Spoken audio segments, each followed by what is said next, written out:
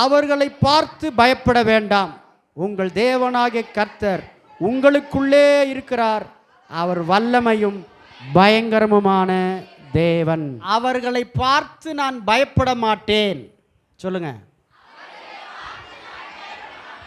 என் தேவனாகிய கர்த்தர் எனக்குள்ளே இருக்கிறார். அவர் வல்லமையும் பயங்கரமான தேவன்.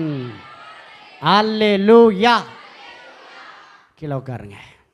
உங்களுக்குள்ள இருக்கிற ஒரு தேவன் பயங்கரமான வல்லமை நிறைந்த, அதிகாரம் நிறைந்த, உயிருள்ள, மாறாத, அழியாத, என்றென்றைக்கும் சதா காலமும் உயிரோடு இருக்கிற ஒரு உத்தமமான தேவன் எங்க இருக்கிறாரு?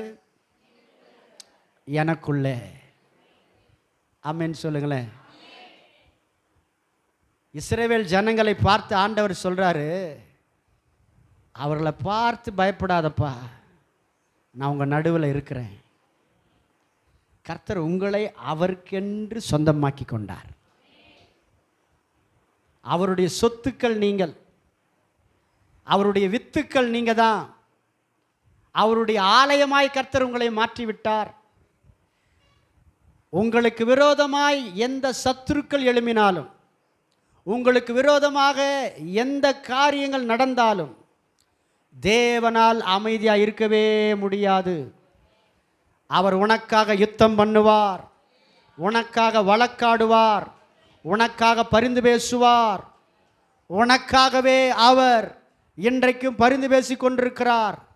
அவர் உரிமை பாராட்டி சொல்கிறார், நீங்கள் என்னுடைய சொந்த ஜனங்கள், உங்களை ஒரு நாளும் நான் கைவிட மாட்டேன், ஒரு நாளும் உங்களை அழிக்க மாட்டேன், ஒரு நாளும் உங்களை மறக்க மாட்டேன். என்னுடைய உள்ளங்கையில் உங்களை வைத்து நான் உங்களை பராமரித்து உங்களை நடத்துவே. உன்னை தொடுகிறவன் என் கண்மணியை தொடுகிறான், தொட விட மாட்டேன். நீ என்னுடைய ஜீவனாயிருக்கிறாய். அப்படிப்பட்ட வல்லமையான, அன்பான, உயிருள்ள தெய்வம் உனக்குள்ள இருக்கிறார் என்பதை மறந்து விடாதே.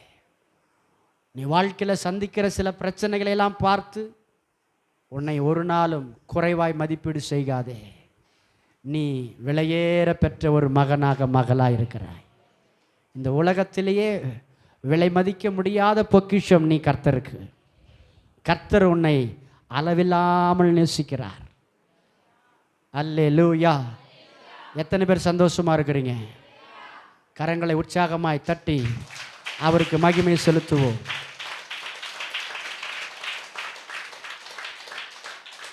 இந்த பாக்கியம் இஸ்ரவேல் ஜனங்களுக்கு கிடைக்கல. நம்மை காட்டிலும் அவங்களுக்கு அந்த பாக்கியம் அந்த அளவுக்கு கிடைக்கல. பாருங்க, சொந்த ஜனங்கள்னு சொன்னார், நடுவில் இருக்கிறன்னு சொன்னார். ஆனால் இன்னைக்கு நமக்குள்ள வந்துட்டார். அந்த ஜனங்க பயந்துட்டு இருந்தாங்க. உபாகமம் 4:20 இரும்பு சூளையாகிய எகிப்திலிருந்து உன்னை அவருக்கென்று கர்த்தர் மீட்டெடுத்தாராம். பாருங்க, இரும்பும் உருக்கும் உலை எப்படி இருக்கும்?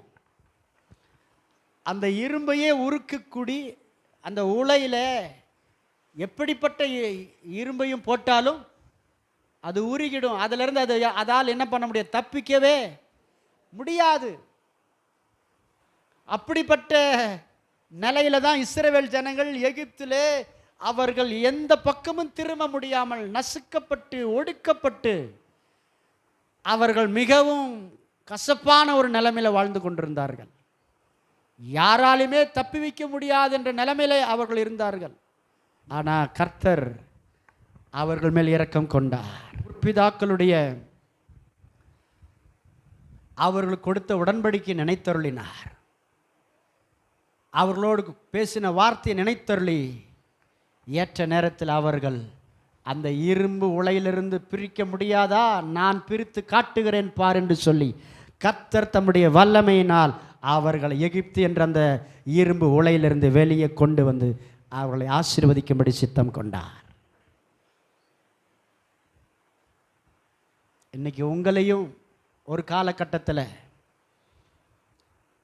சத்துருவானவன் அவனுடைய பாதாள வல்லமைக்குள்ள இருளின் ஆதிக்கத்துக்குள்ள போட்டு உங்களை முடக்கி இதோட நீ எழும்பவே கூடாது, உன்னை சீக்கிரமாக அழிக்க வேண்டும் என்று அநேக மனிதர்களை எழுப்பினான், பலவீனங்களை ஏற்படுத்தினான், உன்னுடைய குடும்பத்திலேயே பிரச்சனைகள் எல்லாம் உண்டாக்கினான், வாழவே கூடாது, இறந்துவிட வேண்டும் என்ற எண்ணமெல்லாம் உனக்கு அதிகரிக்க பண்ணினான், செத்து விடுவேனோ என்ற பயமும் வந்து விட்டது, பிள்ளைகளை குறித்த ஒரு கலக்கமும் ஏற்பட்டது, அநேக சத்துருவினுடைய தாக்குதல், உனக்கு ஆதரவாக இருந்தவர்கள் மரித்து போய்விட்டார்கள், எப்படி என்னுடைய வாழ்க்கை நடத்துறது, எப்படி நான் வளரப்போகிறேன் என்ற நிலைமையிலெல்லாம் நாம் கேள்விக்குறியாயிருந்த நாட்கள் உண்டு.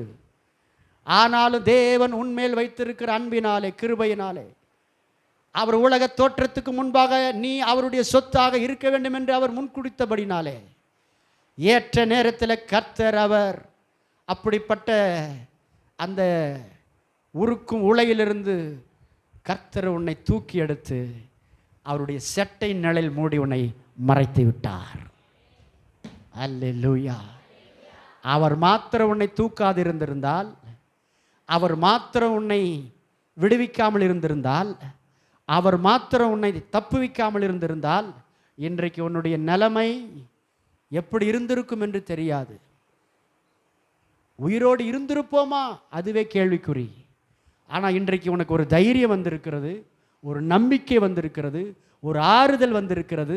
என்னை கர்த்தர் காப்பாற்றுவார் என்ற ஒரு விசுவாசம் உனக்குள்ள பிறந்து விட்டது. காரணம், அவருக்கென்று உன்னை பிரித்தெடுத்து விட்டார், தூக்கி எடுத்து விட்டார். அவருடையவர்கள், அவருக்கு சொந்தமானவர்களாக நீங்கள் மாறிவிட்டீர்கள். அல்லேலூயா சொல்லுங்களே. அதனால தான் கர்த்தர் பார்த்து சொல்கிறாரு, நீ சாதாரண ஆள் இல்லைப்பா, நானே உன் நடுவில் இல்லை, மாத்திரம் இல்லை, உனக்குள்ளே இருக்கிறேன். நீ சுற்றி இருக்கிறதெல்லாம் பார்த்து பயப்படாத. உன்னை பயப்படுத்துகிற மனிதர்கள் இருக்கலாம், பயப்படுத்துகிற சக்திகள் இருக்கலாம், உன்னை எந்த காரியம் பயப்படுத்தினாலும் பயப்படாதே. தெளிவாய் சொன்னார் இஸ்ரவேல் ஜனங்களுக்கு, அவர்களுக்கு பயப்படாதிருங்கள்.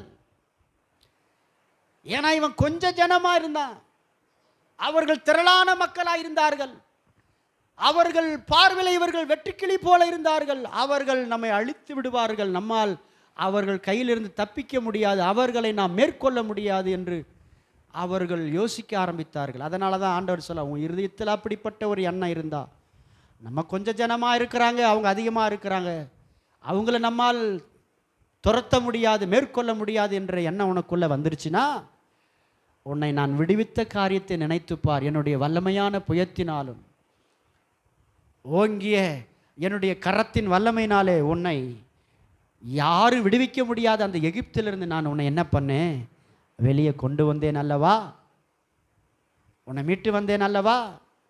எத்தனை அற்புதங்களை செய்தேன், எத்தனை அதிசயமான காரியங்களை செய்தேன். அதிலெல்லாம் உன்னை நான் தப்ப உனக்கு உதவி செய்யவில்லையா? நான் உனக்கு விரோதமாய் ரெவிதீமிலே அமலேக்கியர்கள் கூடின பொழுது நீ தோற்று போனாயா? எகிப்தியர் உன்னை துரத்தி கொண்டு வரும் பொழுது உனக்காக நான் கடலையை பிளந்தேன் அல்லவா. பயப்படாதே. நீ சந்திக்கிற இந்த 7 பெரிய ஜாதிகளையும் நீ மேற்கொள்ளும்படி நான் உனக்கு சகாயம் பண்ணுவேன். நான் உன் நடுவில் இருக்கிறேன், நான் வல்லமையோடு இருக்கிறேன், நான் பராக்கிரமசாலியாக இருக்கிறேன், நீ தோற்று போவதில்லை என்று சொல்லி அவர்களை உற்சாகப்படுத்தினார். சொன்ன மாதிரியே கர்த்தர் செய்தாரா? செய்தார். நம்முடைய ஆண்டவர் சொல் மாறாத தேவன், சொன்னபடியே செய்வார். இன்றைக்கு அந்த தேவன் இன்றைக்கு உன்னோடு கூட இருக்கிறார், உன் நடுவில் இருக்கிறார், உன் குடும்பத்தில் இருக்கிறார், உனக்குள்ள அவர் தங்கி இருக்கிறார். நீ எந்த நிலைமையில் இருந்தாலும் சரி, எந்த சூழ்நிலையில் இருந்தாலும் சரி, உன்னை எதிரிகள் தாக்குதலுக்குள்ள நீ கடந்து போனாலும் சரி, இல்லை பயத்தினுடைய அடிமைத்தனத்தில் இருந்தாலும் சரி, எதுவுமே உன்னை மேற்கொள்ள முடியாது. எந்த பிரச்சனையும் உன்னை மேற்கொள்ள முடியாது. ஏன்னா என்றென்றும் ஜீவிக்கிற தேவனுடைய ஆவியினால் நீங்கள் மறுபடி பிறந்திருக்கிறீர்கள். தேவனுடைய ஆவியை பெற்றிருக்கிற உனக்கு இந்த உலகத்தில் உன்னை அழிக்கக்கூடிய, உன்னை விழுங்கக்கூடிய, உன்னை ஒன்றுமில்லாமல் பண்ணக்கூடிய சக்திகள் ஒன்றுமே இல்லவே இல்லை. பக்கத்தில் பார்த்து சொல்லுங்க, உன்னை அழிக்கக்கூடிய சக்திகள் இந்த உலகத்தில் இல்லை. வல்லமையும் பயங்கரமும் பராக்கிரமமான தேவன் உனக்குள்ளே ஜீவிக்கிறார். அல்லேலூயா. உனக்கு பயமுள்ள ஆவியை கொடுக்கல, அவர் பலமும் அன்பும் தெளிந்த புத்தியுள்ள ஆவியை கொடுத்திருக்கிறார்.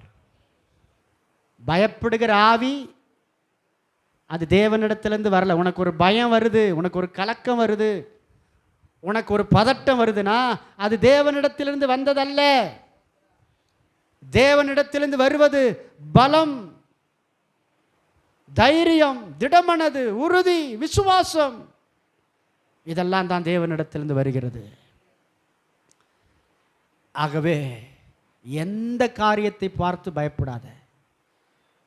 பிசாசை பார்த்து பயப்படாத, வியாதியை நினச்சி பயப்படாத, வருமானங்கள் இப்படி இருக்கிறது என்ன ஆகுமோன்னு சொல்லி பயப்படாத, துணைகள் என்னை விட்டு போய்விட்டால், இவர்கள்லாம் மறுத்து விட்டால் நான் அனாதை ஆயிடுவனோ பயப்படாத. எதிர்காலத்தை குறித்து பயப்படாத. உன்னை அழைத்தவர் உன்னை அறிந்திருக்கிறார், உன்னை புரிந்திருக்கிறார். உன் சூழ்நிலை எல்லாம் அவருக்கு நன்றாய் தெரியும். உன் குடும்ப சூழ்நிலை எல்லாம் அவருக்கு நன்றாய் தெரியும். நீ எந்த பிரச்சனையில் சிக்கி கொண்டிருக்கிறாய் என்று அவருக்கு நன்றாய் தெரியும்.